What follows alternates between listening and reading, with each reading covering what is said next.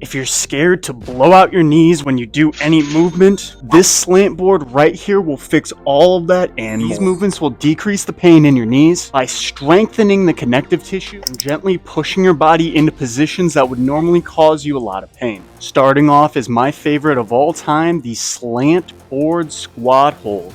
This is really going to build a lot of isometric strength where you have to hold the position nice and tight, allowing your connective tissue in the knees, hips, and ankles to get used to being in a deep squat position. Start by going as low as you can without pain and progress for longer durations and lower positions. Next up is going to be a slant board step down, but you're going to do it on the side of the slant. A lot of people aren't used to stepping and pushing pressure through their leg when it comes to things on an angle. This is often when people miss a step and sprain their ankle because their ankles, knees, and hips aren't used to bearing load on that angle.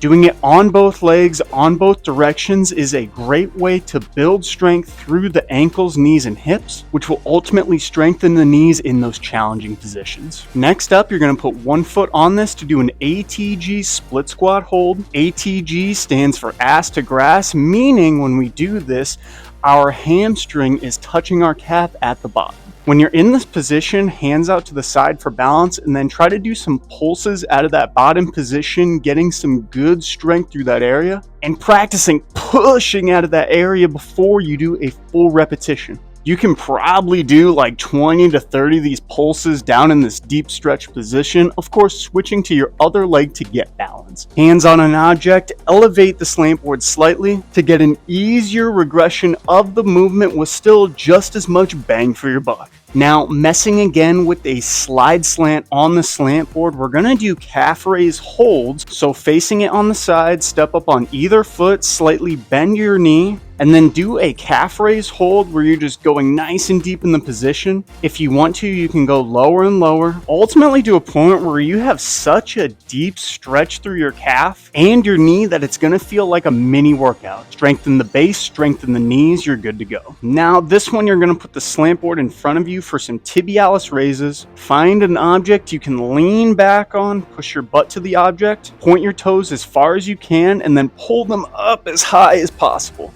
Trying to do slow and controlled repetitions, keeping your knees nice and straight and getting a big point at the bottom. This will strengthen your shin bone muscle, quote unquote, which will help to take off some of the load and strain through the knee as it helps to balance that area. Now, the mecca of all exercises that we're trying to build up towards is a full ATG or ass to grass squat with just your body weight. If you need to, you can hold on to something for balance as you begin, and you can also make it a little bit easier by bumping up the slant board, as this will raise your heels, making it easier to get into a deep squat. Over time, if you get comfortable, you can lower that back down and do weighted goblet squats, getting a little more strength through the area. Before you leave, pick 2 to 3, doing 10 to 20 repetitions on the movements where you actually count the reps, and 30-second to a minute holds on that exercise where we just hold it. If any of these cause pain, back off and try a different movement, and your knees will be thanking you for the rest of your life.